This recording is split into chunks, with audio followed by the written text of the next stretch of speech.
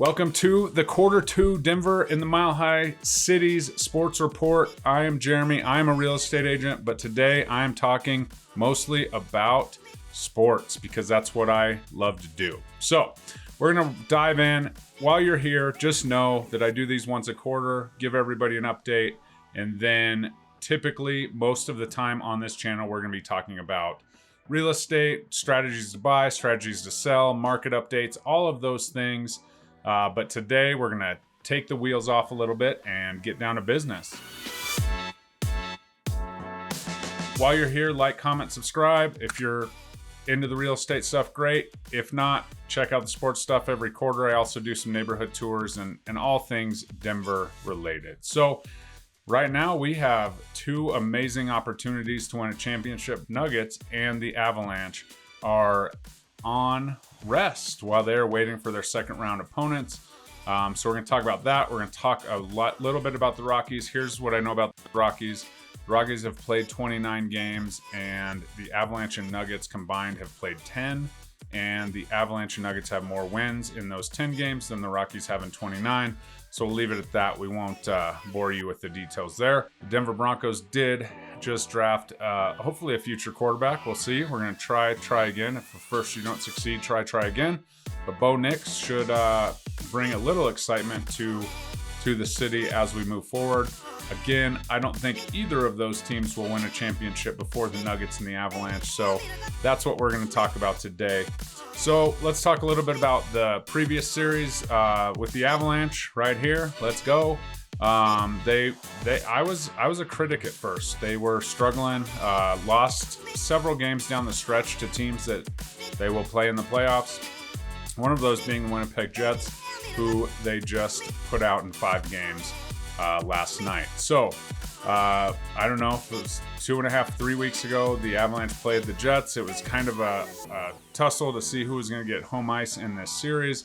Turns out the Jets beat the Avalanche 7-0. And so that was a little bit concerning going into that series. The Avalanche followed that up with a 7-6 game 1 loss. So they gave up 14 goals in 2 games. They did score 6, so there was some bright spots in that game 1. But ever since then, they completely turned it around. The goalie, Georgiev, definitely stepped up. I was one of the biggest critics. I was saying, bench him, get rid of him. We don't need him. We have no chance to win. And he actually turned it around, did really well.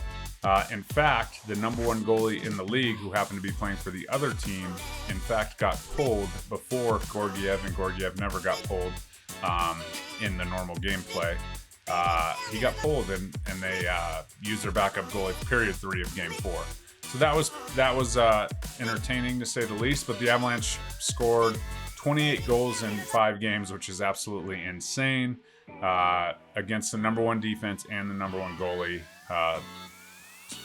Supposedly going to win the Vezina, all the things. And they were able to put the Winnipeg Jets out in 5 games. So that is kind of where they're at. The Nuggets first round series was against the Lakers. I was lucky enough to attend game 5 with my dad. So that was awesome. Watched them put out LeBron and AD and the Lakers for the second year in a row. It was a gentleman's sweep. They won 4-1 as well in game 5. So the Lakers got sent packing with all their salaries and their attitudes and all the things. Nuggets did get banged up in game 5, so we will see both Jamal Murray and KCP were gimping around out there, but Jamal hits the game winner to send the Lakers packing. And for any of those that watched the parade last year, the Nuggets coach has confirmed that we are the Lakers' daddy. So there's that. We'll see if LeBron's back in LA. My guess is he will not be back in LA. He will go back to Cleveland to break their hearts a 3rd time when he retires before he gets another championship. But sorry, Ohio fam. Sorry, Jimmy, if you're still watching over there. But that's just my prediction. So much for LeBron. We don't need to talk about him anymore on this episode. But the Nuggets look to take their winning ways. They're obviously defending the championship, and so the title of this may have thrown you off a little bit. The Nuggets going for back-to-back, but we are talking about the Avalanche and the Nuggets both winning championships in the same city in the month of June, which would be pretty amazing. I'm not sure if that's ever happened. I should probably look that up. But as we move forward, let's jump back to the Avalanche and what they're looking at. They will play the winner of the Vegas Knights and Dallas Stars series, which the home team has yet to win a game. My prediction is the first home team to win the game will win the series. And so we will see if that happens in Game 6, and we'll go from there. So they play Game 5, I think, Thursday, and I think Game 6 will be Saturday. So the Avalanche won't be back or know their opponent at least until actually it might be Wednesday, Friday. They will not know their opponent at least until Friday. And so that is what they're looking at. But Vegas, obviously, a extremely physical team. Vegas has maneuvered some salary caps. So much like you have to do to buy a house, they've maneuvered some salary caps. So they put some guys in the long-term IR just to have them magically get better in the playoffs when the salary cap goes away. And so they were able to load up their salary cap for the regular season, bring that guy back from a spleen injury who would have been $15 million against the cap, and now he's playing. So they're just playing the game. Show them the rules, they'll play in the sandbox. That's what they're doing. But it would be pretty amazing to beat them.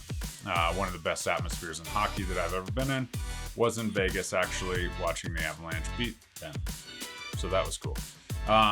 But yeah, we'll see how that goes. Both of those series promise to be very intense. Dallas is the #1 seed in our side of the Western Conference. Very good team, very balanced. They just got kind of shocked in Game 1 and 2 at home against Vegas, but then they were able to go into hostile territory and get that win. So the Avalanche are going to do their thing. Here's the deal. The Avalanche are going to score 3, 4, 5 goals a game, and Georgiev has to make 2 or 3 key saves because of the way we play. The Avalanche defensemen were much better in Games 2 through 5 as well, so it wasn't just Georgiev. They were not just giving up pancakes overall, but he did make several big saves and seems to have found his groove much better than he had all season. So we're looking at that. We're excited for that. Honestly, if we get Vegas, the Avalanche will have home ice advantage in that series. And if we get Dallas, we're going to be on the road for Games 1 and 2.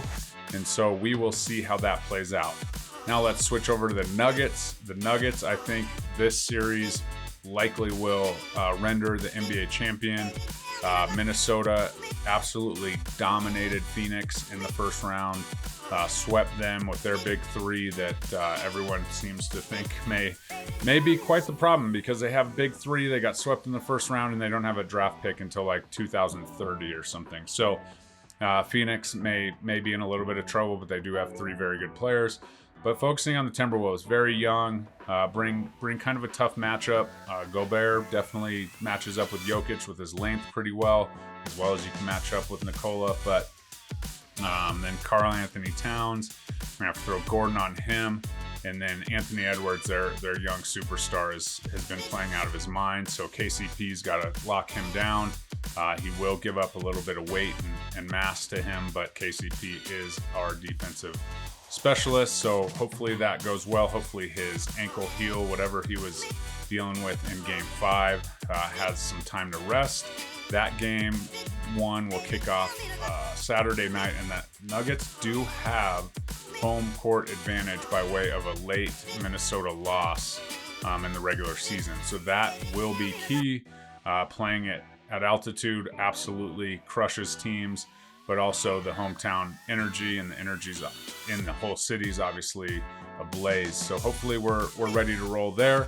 Going to need MPJ to continue dropping 20 a game. He might be in the mix as well on somebody. He's pretty versatile with his length.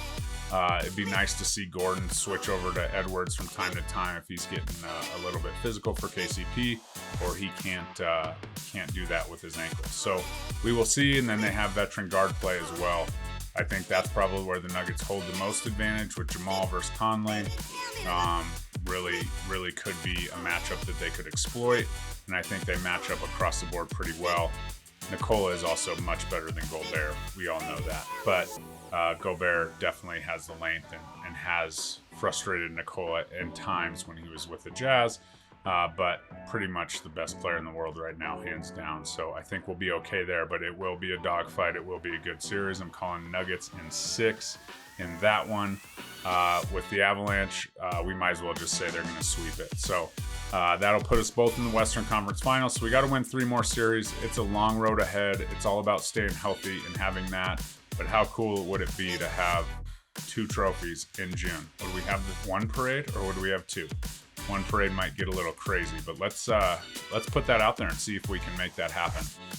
So I'm going to quit jabbing about sports, but as always, please let me know if you have anything that you would like to add. Let's get some banter going in the comments on wherever you're watching this.